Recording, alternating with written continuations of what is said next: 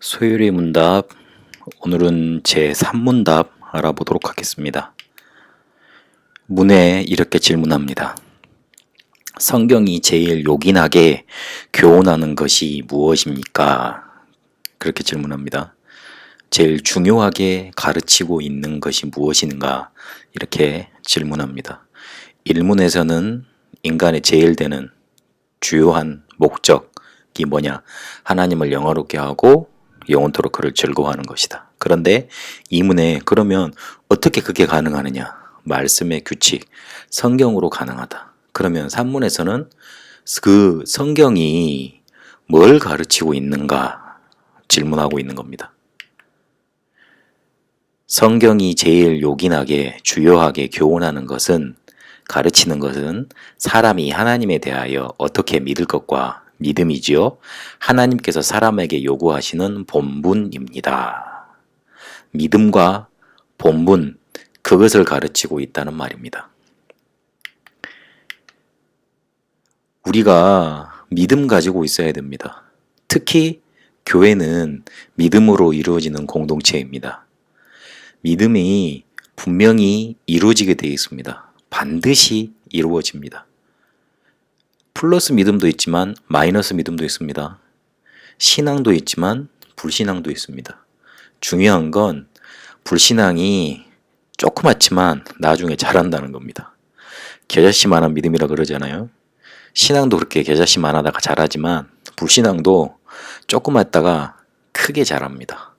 자라면 반드시 이루어지게 되어 있습니다. 그래서 농담이라도 자녀들한테 저주하지 마시고 축복해야 됩니다.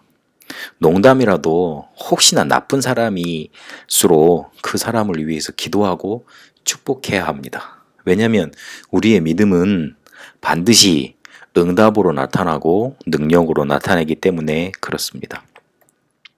그러면 왜 믿음을 가지라고 말을 하고 있고 큰 믿음을 강조를 하느냐?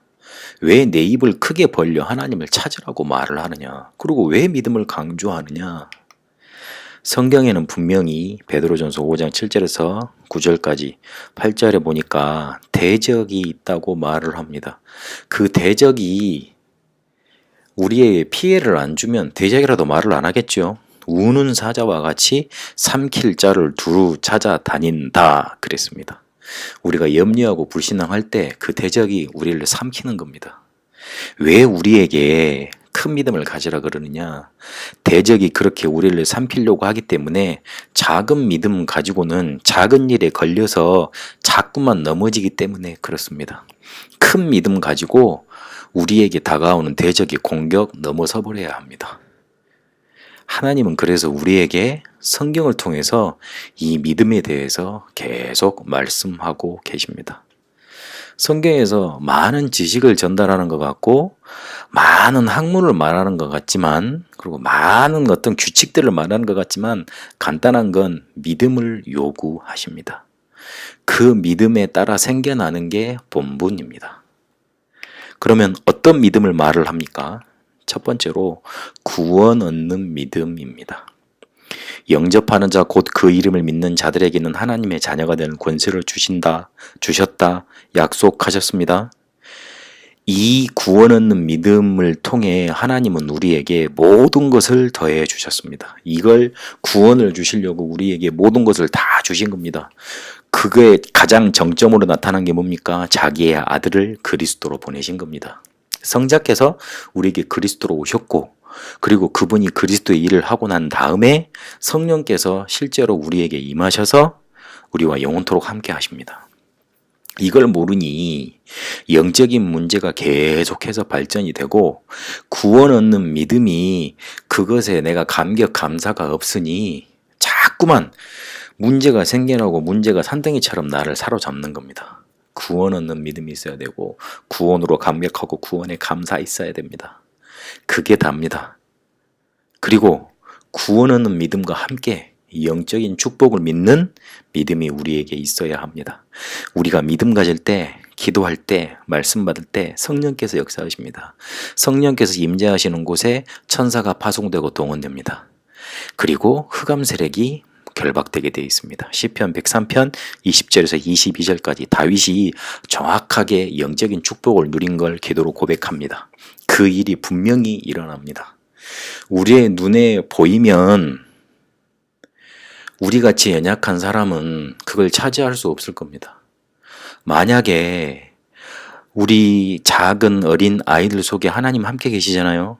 성령, 예수, 하나님 자녀 됐으면 하나님 함께 계시잖아요. 그럼 성령께서 함께 계시겠잖아요. 천사들이 동원되겠죠. 사단이 동원되겠죠. 옆에 돈 있는 어른들이 그 어린아이 렘넌트에게 있는 성령의 축복, 천사 동원되는 거 그거 뺏어가려고 그 어린아이를 죽일 겁니다. 눈에 보인다면요. 흉악한 일이 벌어지는 겁니다. 만약에 눈에 보인다면 돈 있는 재력가들, 정치가들이, 권력가들이 그걸 다 자기들이 가져가려고 그럴 겁니다. 왜? 그런 사람들의 특성은요, 더 가지려고 그러고 더 뭔가 욕심을 부리거든요. 그래서 진짜로 가져야 될 사람이 못 가집니다. 눈에 안 보이게 하나님이 딱 만드셔서 인도하셨습니다. 영적인 축복 반드시 일어납니다. 믿으셔야 합니다. 그 구원 주신 하나님의 능력을 믿는 믿음을 하나님은 원하십니다. 그리고 그 하나님의 말씀을 믿는 믿음 하나님은 우리에게 요구하십니다. 구원 얻는 믿음으로 충만해져야 합니다. 이 영적인 축복을 눈에 보이는 것처럼 확실하게 붙잡고 누려야 합니다.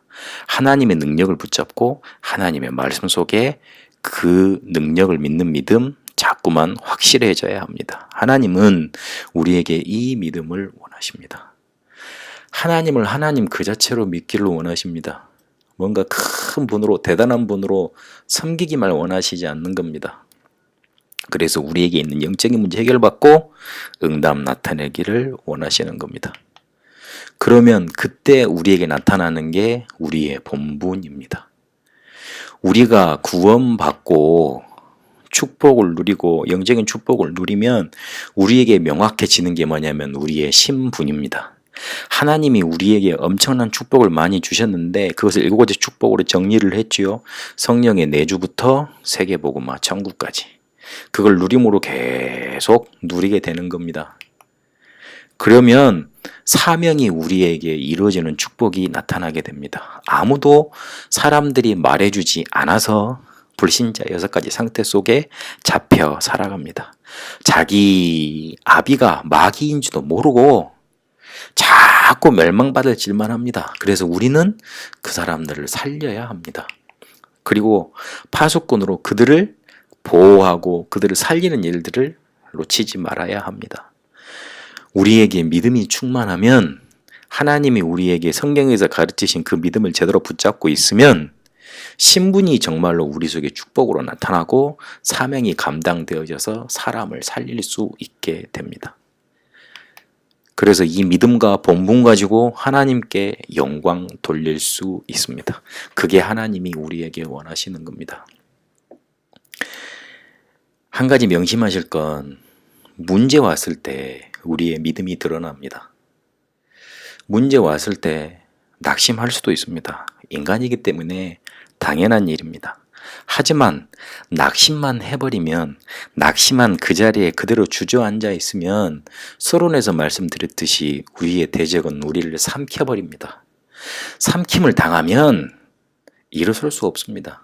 그래서 문제 왔을 때 하나님께 믿음을 보여야 합니다. 하나님, 나는요 괜찮습니다. 나는요 여기서 하나님의 계획을 붙들겠습니다. 나는요 이때 하나님이 주시는 힘을 얻겠습니다. 내가 지금 실패한 거 지금까지 내 마음대로, 내 머리대로, 내 생각대로, 인간의 방법대로 하다가 실패한 겁니다. 하나님, 이제부터라도 내가 언약을 잡겠습니다. 하나님은 그때 역사하시는 겁니다. 특히 우리 주변에 나를 괴롭히는 사람들 많이 있습니다. 나쁜 사람들이지요. 봤을 때. 그러나 그 나쁜 사람들을 오히려 베드로전서 3장 8절에 12절까지 보니까 입을 조심해서 그 사람들을 축복하라 말씀하십니다. 왜 그렇습니까? 우리의 눈은, 하나님의 눈은 의인을 향하시고 하나님은 자녀를 향하시고, 안면, 낯은 어디를 향하신다고요? 악한 자들을 향하신다고요. 눈하고 낯이 따로 있습니까? 아닙니다. 보고 계십니다. 다 아십니다. 붙여주신 이유가 있습니다. 축복하셔야 됩니다. 축복하면 그 사람이 변하지는 않을 겁니다. 그러나 그 사람을 통해서 나에게 올 수 있는 흑암 저주 세력 무너집니다. 사단은요, 어떻게든 여러분 주변에 있는 나쁜 사람들, 모르겠어요. 어떤 사람인지 모르겠는데 그 사람들을 동원해서 여러분을 주저앉히려고 합니다. 속지 말아야 합니다. 축복하시기 바랍니다. 혹시 시험 들 일이 왔습니까?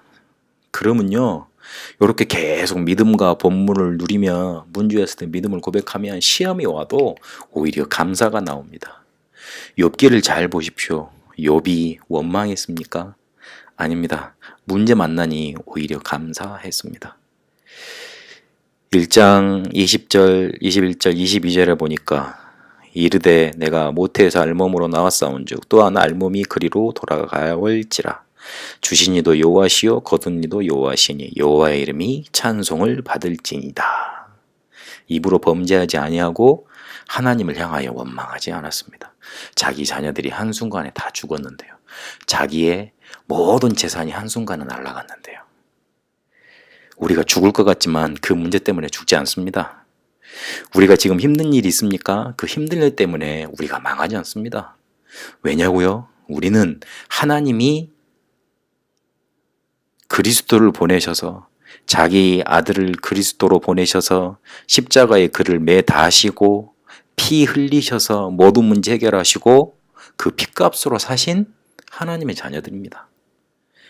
당당해야 합니다. 문제 앞에, 시험 앞에 감사 나올 정도로 믿음 붙잡으시고 여러분에게 있는 신분, 본분 누리게 되시길 바랍니다. 성경에 많은 증인들이 있습니다. 그 사람들이, 그 렘넌트들이 문제가 왔을 때 응답의 기회로 삼고 믿음으로 가지고 하나님께 영광 돌렸습니다. 그 축복이 이 말씀을 듣는 모든 분들에게 임하게 되시길 바랍니다. 특히 어려움 당하고 계신 분들에게 이 축복이 임하게 되시길 바랍니다. 이사야 40장 27절 31절로 마무리를 하겠습니다. 특히 31절입니다. 오직 여호와를 앙망하는 자는 새 힘을 얻으리니 독수리가 날개치며 올라감 같을 것이요 다른 박질하여도 곤비하지 아니하겠고 걸어가도 피곤하지 아니하리로다. 우리의 인생길이 힘들고 어렵고 자꾸 다른 박질 해야지만 살 수 있습니다. 하지만 오직 여호와를 앙망하면, 믿음을 우리가 붙들고 있으면, 믿음 가지고 있으면 새 힘이 우리에게 솟아나게 됩니다. 그 축복이 말씀을 듣는 모든 분들에게 임하게 되시길 축원합니다.